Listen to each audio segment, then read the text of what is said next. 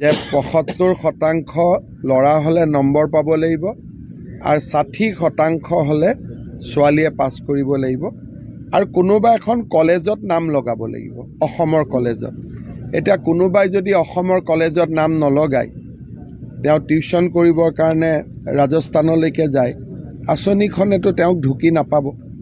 গতিকে এইটো আঁচনিখনৰ নিয়মটোৱে হ'ল যে অসমৰ কলেজত পঢ়িব লাগিব। এতিয়া যদি কোনোবাই অসমৰ কলেজত নপঢ়ে আৰু তেওঁ কি জেগাত এইটো কোটাত গৈ ট্ৰেইনিং কৰে, তেওঁক আমি কেনেকৈ মাতি আনি পেলাই দিব পাৰোঁ? তেনেকুৱা ব্যৱস্থাটো আঁচনিখনত নাই। কিন্তু যদি কোনোবাই বাদ পৰি গৈছে, আমাক সামান্য যে মই এইখন কলেজত পঢ়ি আছোঁ, মোৰ নম্বৰ এইটো, ফেচবুকত আপলোড কৰি দিলেই পাই যাব। সেইটোলৈ বাদ পৰি যোৱাটো কথাই নাই। গতিকে কিন্তু মই যিকেইগৰাকী ছাত্ৰ ছাত্ৰীৰ কথা শুনি আছোঁ,